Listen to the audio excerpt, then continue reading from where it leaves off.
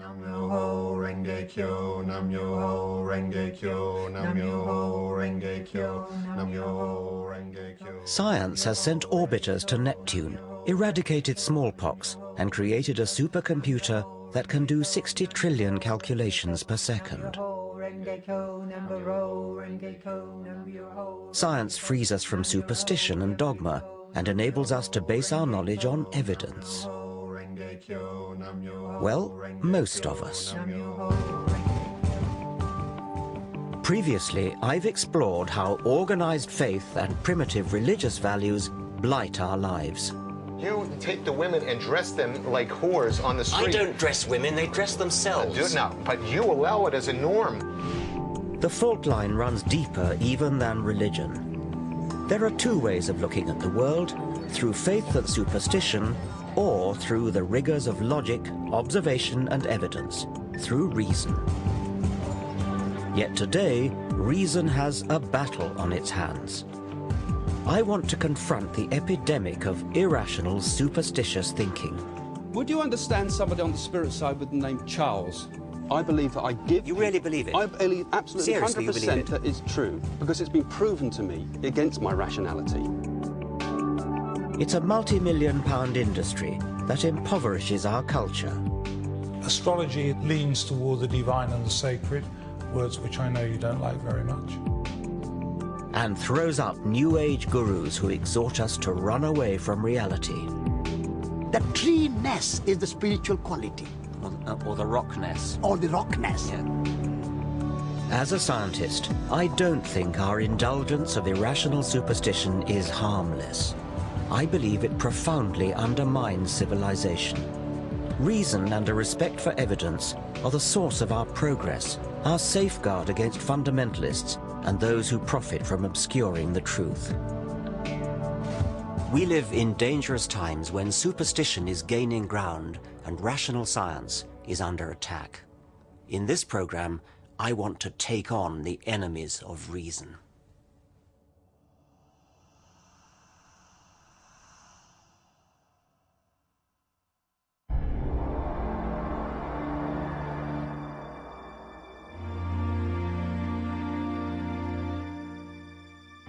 "300 years ago, in the Age of Enlightenment, scientists and philosophers from Galileo to David Hume had the courage to stand up for intellectual principles and reason. The rational science they pioneered has given us tangible benefits. Everything from antibiotics to electricity, sewage systems to sat-nav. And it's not just material progress. Increased life expectancy, health and leisure provided by modern medicine and industrial technology have given more people more time than ever before to educate themselves, express their creativity, and ponder existence. And yet, into this better world that reason has built, primitive darkness is coming back, a disturbing pick and mix of superstitions. Where better to start my journey than a New Age fair? Hello, what do you do? What sort of readings do you do? All kinds. I do the tarot, and then I also do the crystal ball. This is George. Hello. What can you do for me? All right, well, we can take out a photograph. All right, I'd like that, yes. What do I do? Just sit on the throne there? Just take a seat, please. Shall I take my glasses off? What have you got here? Right, now, you have got a couple of spirit guides around you at the moment, because I think there's something in your life changing, but I think this is about you as well, being more comfortable with yourself. Now, what you have here is you have somebody in spirit who's really, really close to you, and they've got their arms around your neck. Well, that's very nice to know.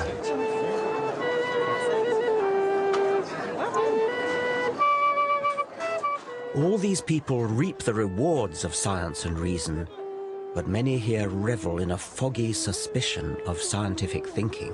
Okay, so you could teach me how to use my psychic energy? Yes. Is that the idea? Yes.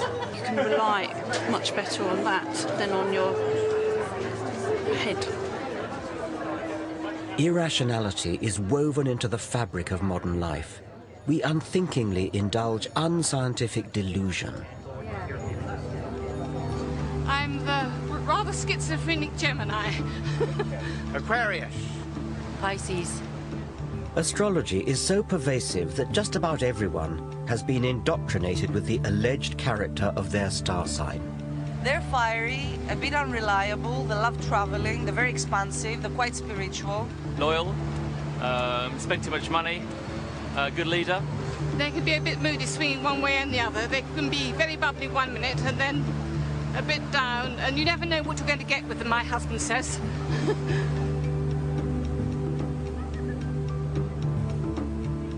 A full quarter of the British population claim to believe in astrology.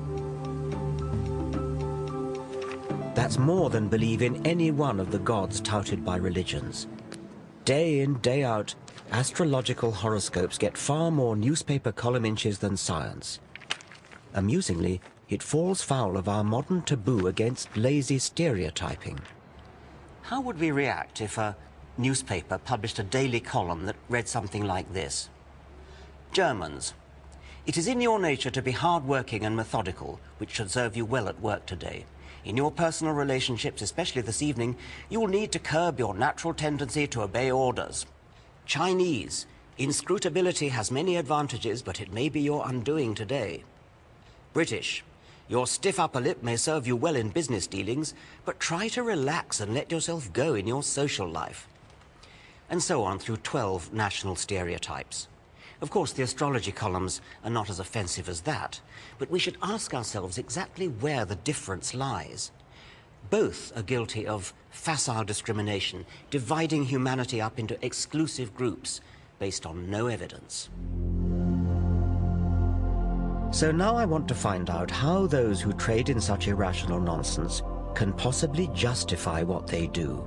This is a map of the cosmos with London in the very centre.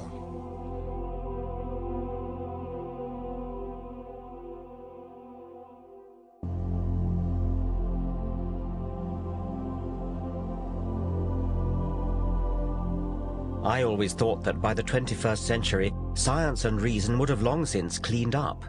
And yet every day of the week, we're encouraged to retreat into the fog of the superstitious past. Astrology is a primitive belief system made into elaborate pseudoscience. It arrogantly makes humans the focal point of the universe. The movement of planets is supposed to signify petty developments in our career or love life.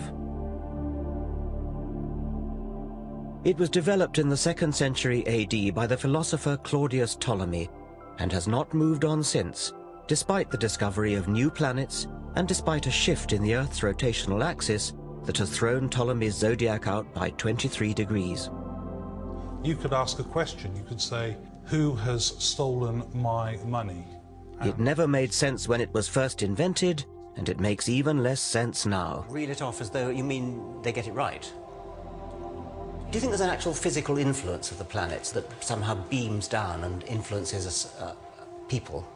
I think it's very hard to see that. I think if you try to understand astrology as a causal agent, right, I think that's hard to imagine how that would happen.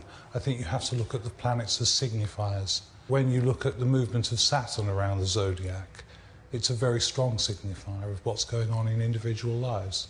I don't even understand how they could possibly be signifiers. I mean, how could the rise of Saturn possibly be a signifier for something that's going on physiologically in a person's body? The position of planets in the signs of the zodiac. This is what you keep coming back to ask me. How could it possibly work? Yes. And I've told you, I don't know. It's a deep, dark mystery. What isn't a deep, dark mystery is why the trite vagaries of newspaper horoscopes seem to chime with readers. Psychologists have identified what's known as the Barnum effect, whereby people tend to believe statements are accurate for them personally, when in fact they're general enough to apply to anyone. We could devise a little experiment where we take your forecasts and then give some of them straight, give some of them randomized, sometimes give Virgo the Pisces forecast, etc., and then ask people how accurate they were. Yes, that would be a perverse thing to do, wouldn't it? It would be, yes, but I mean, wouldn't that be a good test? A test of what? Well, how accurate you are. I think that your intention there is mischief, and I think what you'd then get back was mischief. Okay, well, my intention would not be mischief. My intention would be experimental test. Okay. Scientific test. Well, but even if it was mischief, how could that possibly influence it? I think it does influence it. I think whenever you do things with astrology, intentions are strong. I'd have thought you'd be eager. I mean, I'd have thought you'd really... See, the fact that you're not makes me think you don't really, in your heart of hearts, believe it. I don't think you really are prepared to put your reputation on the line. I just don't believe in the experiment, Richard. It's that simple. Well, you're in a kind of no-lose situation then, aren't you? Because, I hope so. Yeah. Regardless of Neil Spencer's concerns, I wanted to conduct a simple trial. We selected 20 people at random. We asked them to read that week's horoscope for Capricorn, but as a test, we said it applied to their own star sign. Not only do you have clever Mercury and ambitious Mars focusing on success, but now the Sun is at the same pivotal midhaven angle of your solar chart. I have no idea what that means. Put simply, this means that this is your moment to go that extra mile to become the person you dream of becoming. Remember, however, that there will be others who want what you have and will stop at nothing to get it.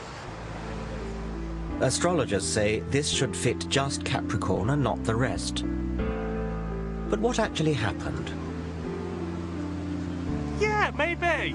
To be honest, I felt there's some Mercury energy this week because there's a lot of arguments around and a lot of bad vibes. Yeah, that kind of makes sense. What a load of old junk. It could apply to me as much as to the next person. Well, yeah, well, in a way, yeah. I am. I'm going on a flamenco course in Spain. That isn't necessarily pertaining to me for this week. It's pertaining to me generally. Pat rubbish. The same number of people agreed that the horoscope was accurate for them as disagreed, and similar results are found with proper large-scale experiments. Technically, all but one of our group should have disagreed, namely our only Capricorn. Does it apply to you? Not at this moment, no.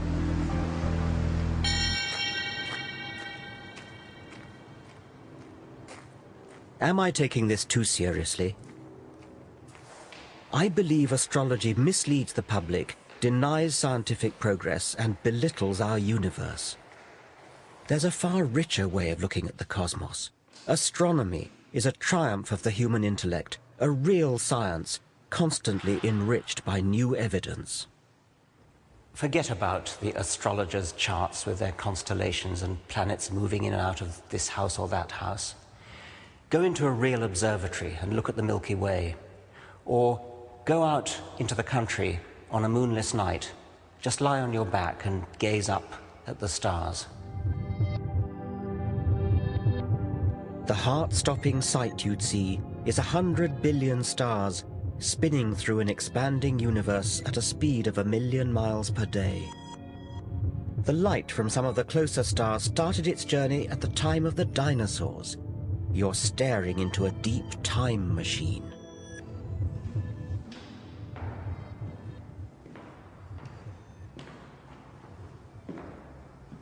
And yet, even as science unravels these natural wonders, our society is drawn to the slim pickings of supernatural belief. Half the British population now say they believe in paranormal phenomena. Over 8 million of us have owned up to consulting psychic mediums. What I want you to do, Richard, for me is just to pull me out 8 of them, please. Simon Goodfellow claims that, with these cards, he can use his psychic powers to tune in to the spirits of dead people around me. 7, 8. These voices from the past can apparently give him a glimpse of my future. Lovely, Richard, thank you. Now, I feel he's giving me the initial G with his name. OK, now I feel with this man as well, I feel he was a family member. And I also feel very strongly with something to do with advertising that was in, something to do with newspapers with him as well. Now, I do feel with him as well, he's telling me about changes that are coming up in your life at the moment. I see total changes in how you're working to how you will be working in the future. The word Simon seems to be fishing for is retirement, the obvious next step for most 60-somethings. It won't be as hectic and it won't be as active for you, and I do feel you have to grasp that when it... This could apply to anyone my age, but can Simon back up his more precise statements? What was that male relative with a G? What was that about you said earlier on? Right, the male relative with a G, right. I do feel with him, I don't feel he was a family member, but I do feel with him, right, it was some connection... I thought you said he was a family member, Did I say that? Did I with a family member? Yeah, I think you did. Right, OK. Maybe. Let me see if I can feel him here still. Yes, OK. Right, OK then. What I feel with him, right, I feel as though there was a lot of things. It was a very strong character. Another feeling he's given me is it was very regimented as well, and I feel he served in some forces, in some way as well. But can you understand anybody with a military background that was connected to you? Well, I've got really nobody military in my background at all, and actually nobody beginning with G either. I don't Right, think. OK. Spirit G has rung no bells, but now another voice comes from the ether. Oh, well, she's given me the initial E with a name. Now, I do feel with her as well, it's something to do with, I feel, a grandparent, and I want to give you an E-sounding name. My grandmother had a name beginning with E. At last, something I can identify with. E-sounding name. Yes. Tell me more about her. The lady, I do feel with her as well, she had a lot of cats. A lot of cats. It's cats. Perhaps not. She never had a cat. She hated cats, as a matter of fact. Right. She liked dogs, but she hated cats. Well, I can understand. Not everybody, though. What you've got to also remember with this as well, not everybody can relate to everything that a reader will say. No. Not everybody. I mean, I've had people like yourself who have... Extraordinary claims require extraordinary evidence. Because normally people who come to these events come for a reason, and because they want closure and direction in their life. And also what you've got to think about, Richard, as well, some things are very raw to me. Psychics may believe they communicate with the dead, but I've seen no evidence for it. My concern is that for some people, this superstitious nonsense can be far from harmless fun. If you've lost somebody dear to you, and I'm trampling all over those memories by telling you that they're here now saying this and that. I mean, that's none of my business, and if I'm just doing it because I can earn some money out of it, I've known cases of people that have lost somebody, lost a child that's so dear to them, and they cannot get over the fact they've lost the child, and become addicted to these... OK, this is a lady who is trying to connect with somebody at the front here. Darren Brown is a celebrated illusionist, but also a skeptic. He makes clear his performances depend simply on mental tricks. She looks very, very elegant, and there's guilt on her part, a feeling of guilt. I think your father passed when you were very young as well. Is that right? He gives me the inside intelligence on how a psychic medium might exploit entirely earthly trade secrets. They're using a skill called cold reading, which is a way of communicating information to somebody where it sounds like they know everything about you and they can reveal facts seemingly about your life and describe your character in a way that you'd be amazed by. Whereas in fact it's a linguistic trick, or a set of linguistic tricks, where they're saying words and you're constantly supplying the meaning yourself, but it can be very convincing. She's asking about, I want to say Charlie, Charles. The psychic will, if it's with a group of people, throw out a name. Someone she left behind? Now, that name could refer to a person in the audience who's living, or it could refer to someone that's died, or it could be a friend of the person. You know, it really could be anything. So it's up to somebody to pick up on it and turn it into what they want it to be.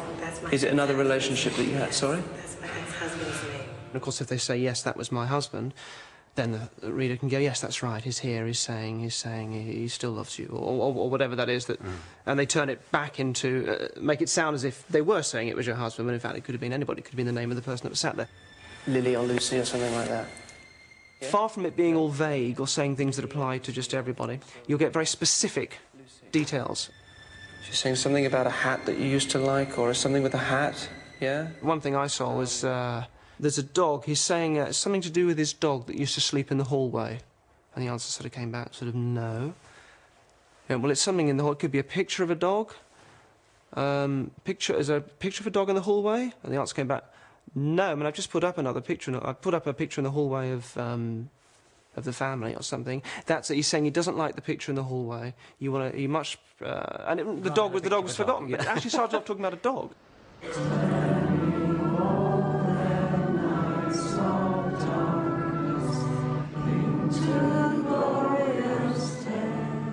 There's a network of over 500 spiritualist churches across Britain. Here, Tuesday night is séance night.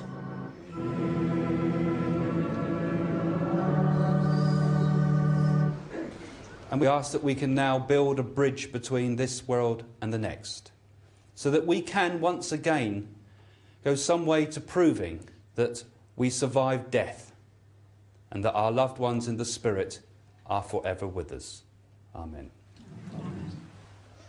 Okay, I expect most of you are familiar with spiritualism, but those that... Spiritualism makes a nod to God, then it descends into a darker world. The real draw here is when the dead start talking inside the medium's head.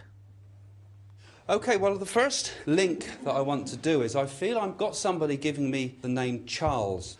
And I want a gentleman on the spirit side that passed with chest conditions with this.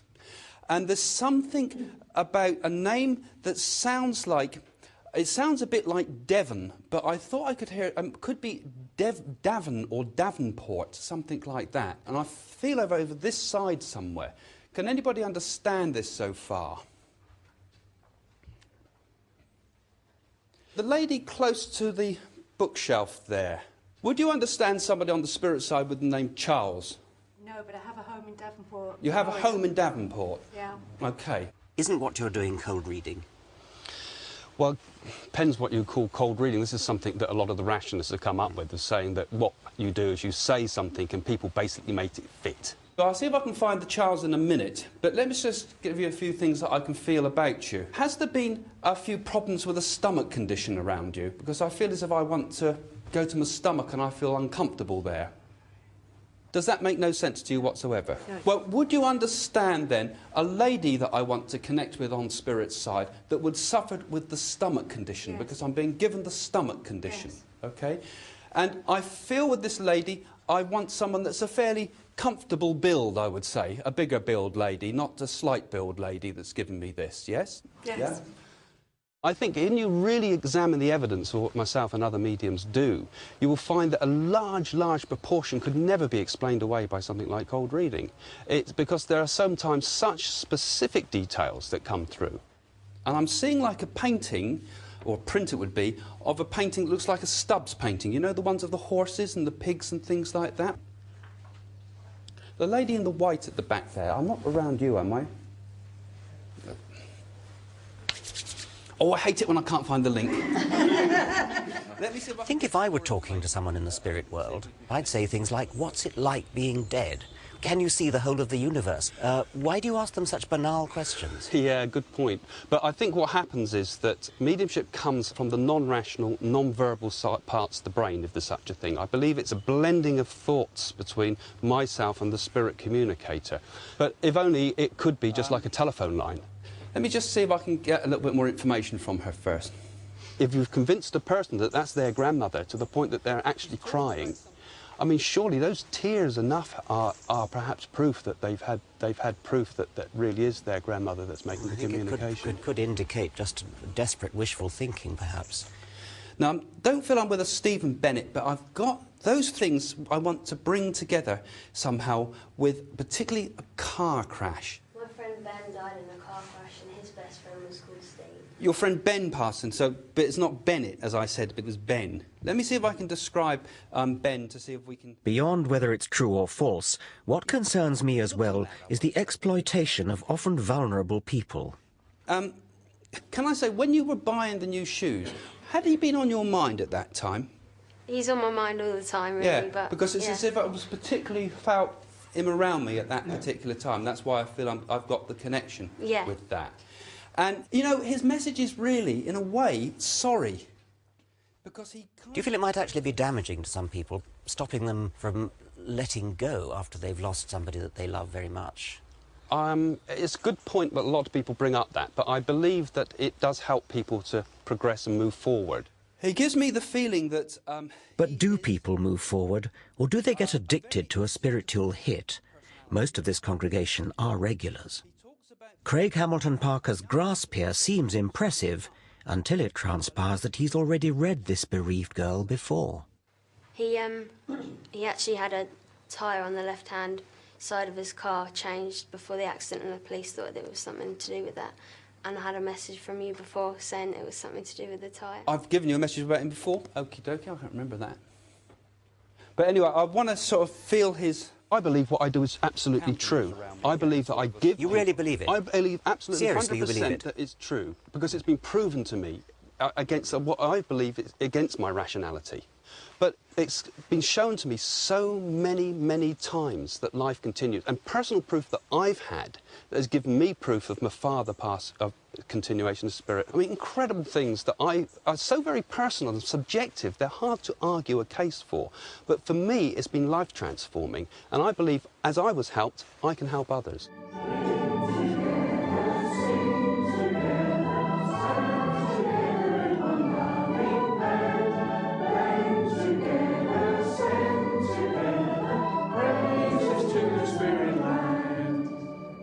Time and again, so-called psychics claim special status outside science and evidence. I have personal proof it's true to me. But as with religion, if it hangs on private feelings that can't be proved or disproved by science, then in what way can it be valid or meaningful to the rest of us? Cling together, sing together, stand together in one loving band. Next, I want to find out what happens when those who claim mysterious powers do allow themselves to be tested. No, I think it's 4. So shall we see how well you've done?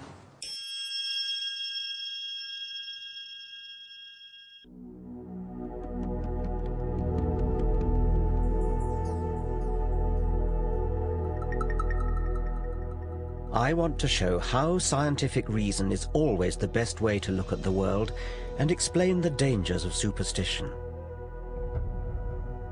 I'm often asked how I know that there isn't a spirit world or psychic clairvoyance.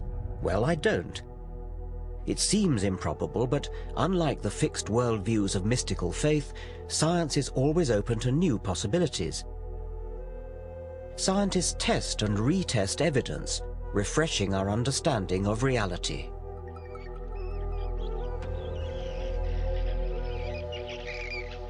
Until quite recently, scientists didn't know how bats fly around in total darkness. Could they have paranormal extrasensory perception? In the 1940s, the American zoologist Donald Griffin demonstrated experimentally that bats use sonar, echolocation of their cries. Back then, sonar was brand new military technology, and the theory that it was natural to bats outraged some of Griffin's colleagues. But the more scientists tested the evidence, the more robust the theory became. They found out exactly what the bat cries were like, how they work, how the brain works. Everything about it added up to a complete picture of mutually supporting evidence that this really was a fact.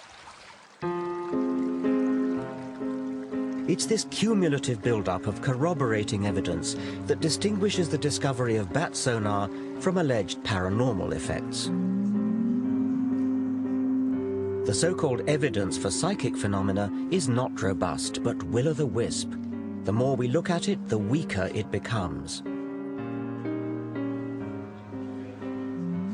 The alleged detection of water through dowsing is not obviously ridiculous. It might work, but does it? The only way to tell is through a rigorous experiment.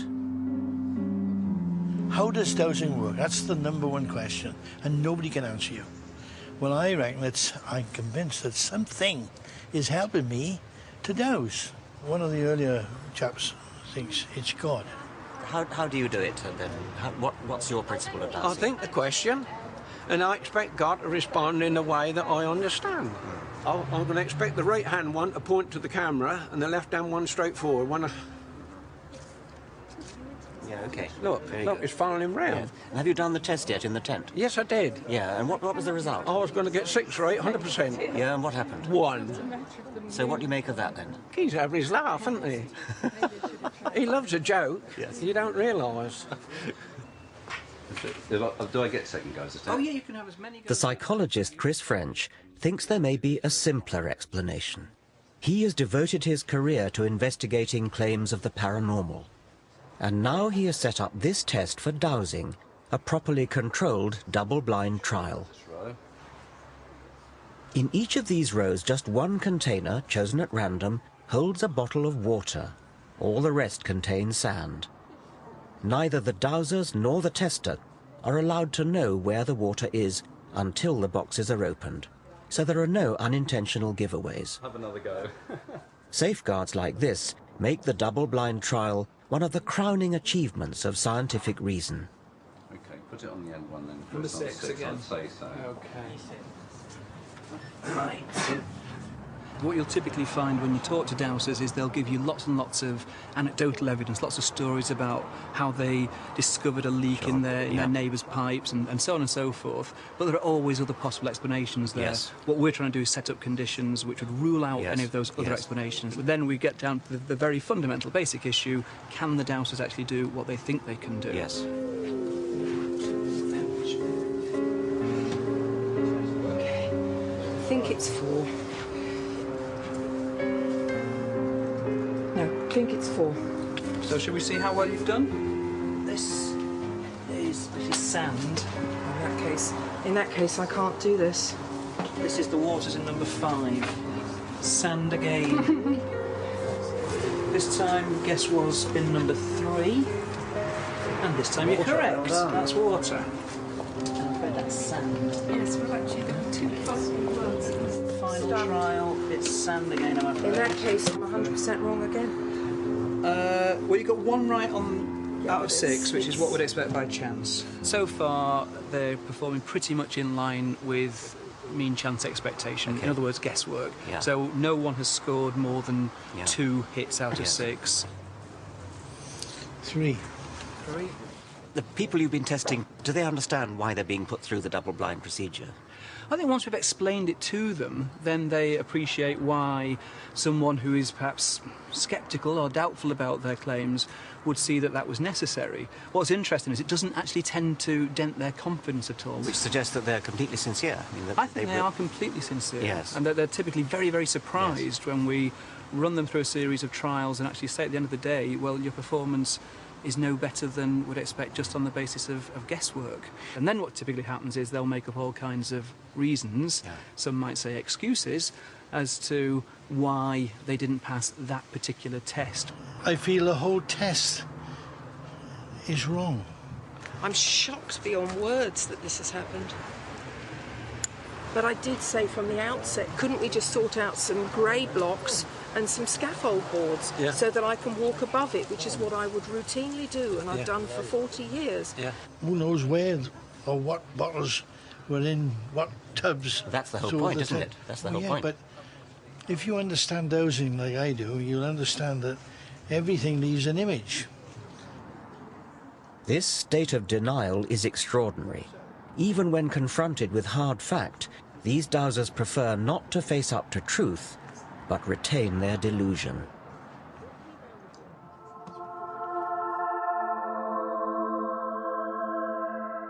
Rather than adapt to evidence, many of us, it seems, remain trapped in ways of thinking inherited from our primitive ancestors. Irrational belief, from dowsing to psychic clairvoyance, has roots in early mankind's habit of attributing spirit and intention to natural phenomena such as water, the sun, a rock, or the sea.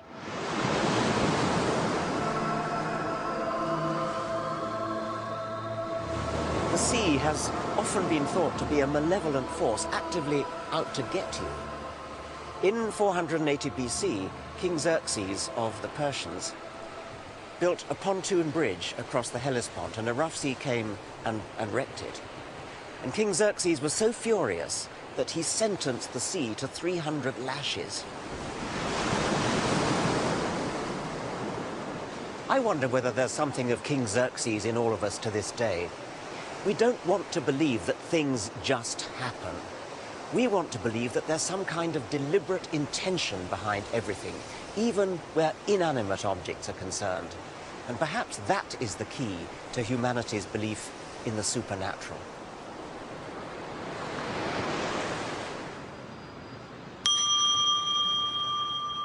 Even in the 21st century, despite all that science has revealed about the indifferent vastness of the universe, the human mind remains a wanton storyteller, creating intention in the randomness of reality. The delivery of rewards by a one-armed bandit is determined at random. But many gamblers want to think that what they do can increase their chances of winning the jackpot. They stand on one leg or wear a lucky shirt. Are these superstitious behaviors a byproduct of our evolution? All wild animals have to be kind of natural statisticians, looking for patterns in the apparent randomness of nature when they're looking for food or trying to avoid predators. There are two kinds of mistakes they can make. They can either fail to detect pattern when there is some, or they can seem to detect pattern when there isn't any, and that's superstition.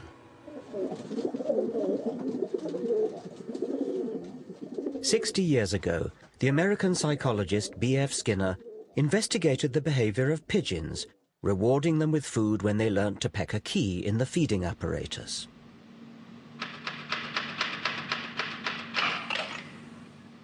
But then Skinner set the apparatus to reward the birds at random. Now the pigeons just had to sit back and wait. But that isn't what they did. Instead, the majority developed what Skinner called superstitious behavior. When an individual pigeon, for example, happened to look over its left shoulder, and the reward mechanism just happened to click in at that point, it would have got the idea that it was looking over the left shoulder that had got it the reward, so it tried it again. By sheer luck, as it happened, the reward mechanism delivered food at the same time again. And so the pigeon was reinforced in its idea that looking over the left shoulder was what got it the reward. And it went on and turned into a maniac for looking over the left shoulder. Humans can be no better than pigeons.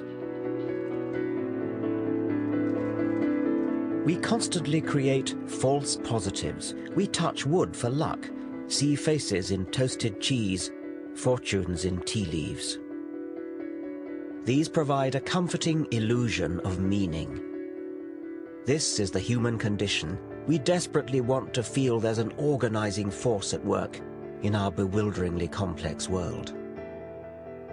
And in the irrational mindset, if you believe in the mystical pattern you've imposed on reality, you call yourself spiritual.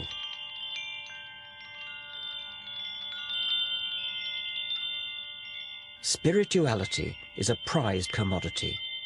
The media tell us to respect spiritual souls and their apparently deep insights. Spiritual self-help guides do a roaring trade in the material world, outnumbering science books by 3 to 1. But what does spirituality actually mean? So please take your seat and please come slowly and gently so that we can start the proceeding without losing time. So could you please...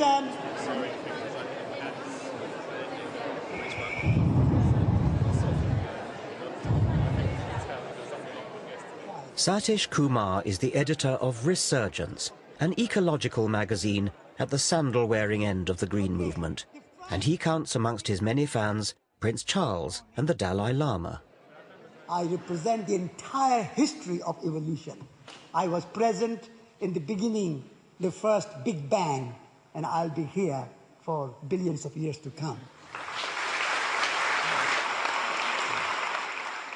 But isn't Satish's spirituality just about imposing yet another superstitious false positive?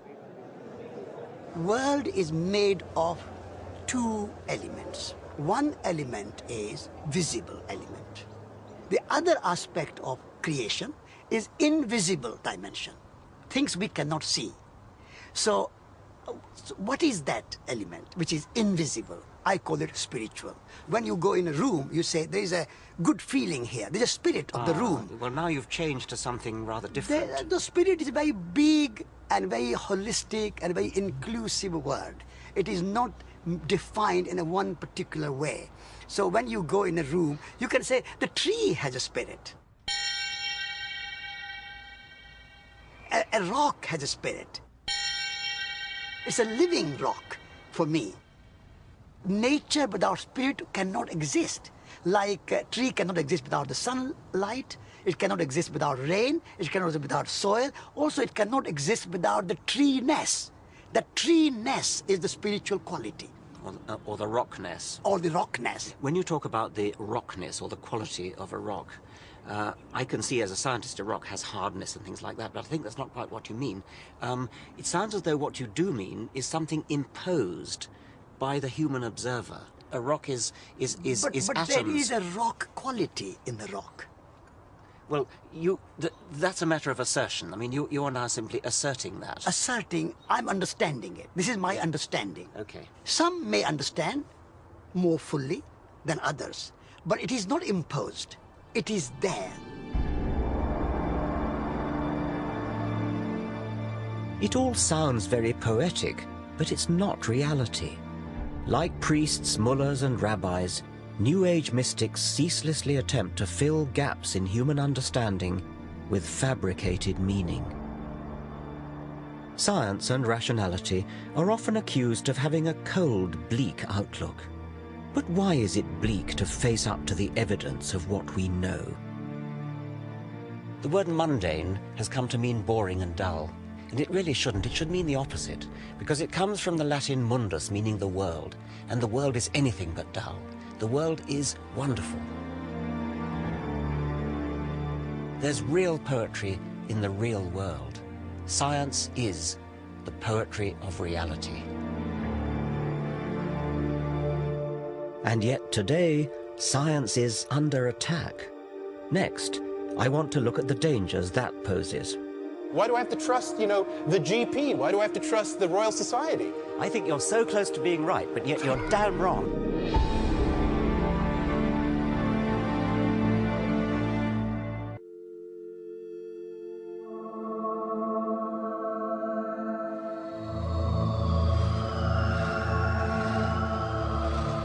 In the last 50 years, science has put a man on the moon, cloned a sheep, decoded the human genome. And yet, sadly, the white heat of the 1960s seems to be treated as a white elephant today. What colour do you see, guys? In the thing, it looks multicolored. Okay, it's blue, yellow, and that's it. A prejudice against science is evident in schools. Physics A-levels have halved in the last 25 years, chemistry fallen by more than a third. University departments are closing all around the country. And last but not least... This is a betrayal of the Enlightenment. The fundamental problem, I think, lies with the fashion throughout our educational system to teach students to value private feeling more highly than evidence-based reason.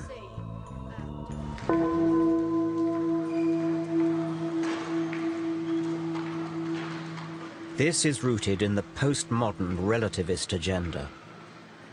For relativists, scientific truth is just a patriarchal Western orthodoxy that, like the old Roman Catholic Church, stands in the way of other equally valid outlooks on the world.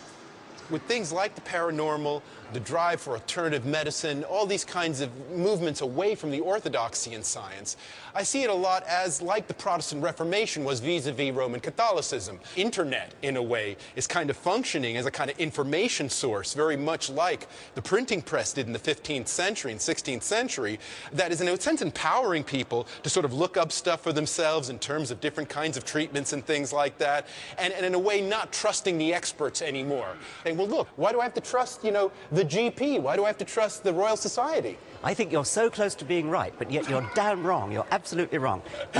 I would like to take that ball and run with it in a different direction. Yes, we want to question authority. We don't want to say, because this person is the president of the Royal Society, therefore what he says is right. We've got to go back to the evidence and find out what is actually true. The problem is, of course, people may look at the same evidence and then reach somewhat different conclusion from what the head of the Royal Society reached. And so they will say, well, look, you know, I looked at the evidence too, and I'm not persuaded by this. That's where you start getting a kind of an opening up of science.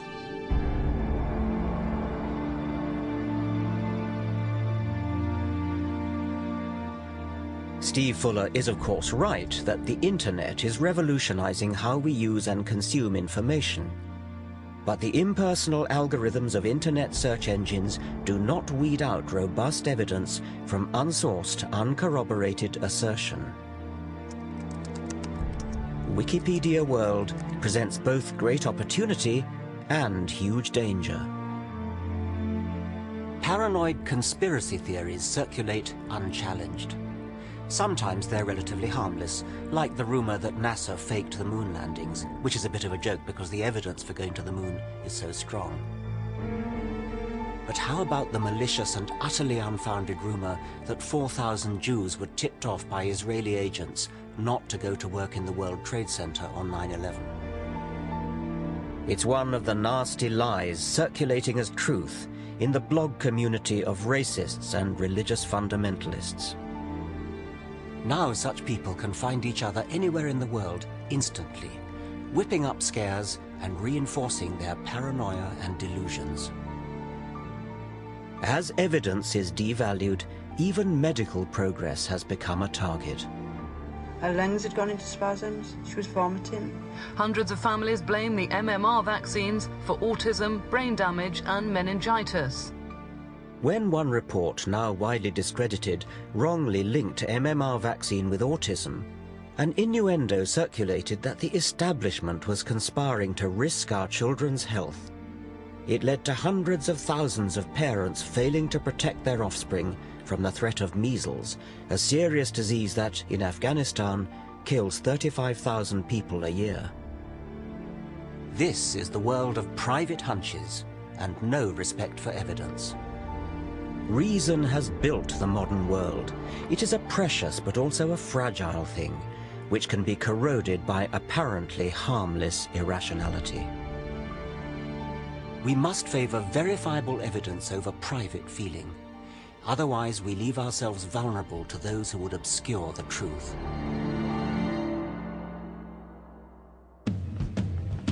Next week, I look at how health has become one of the fiercest battlegrounds between reason and superstition.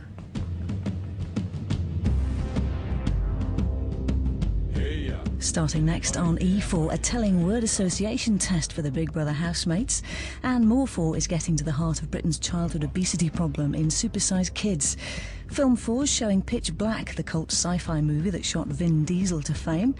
Here on 4, how far have 3 children who came to Britain 2 years ago embraced their new home?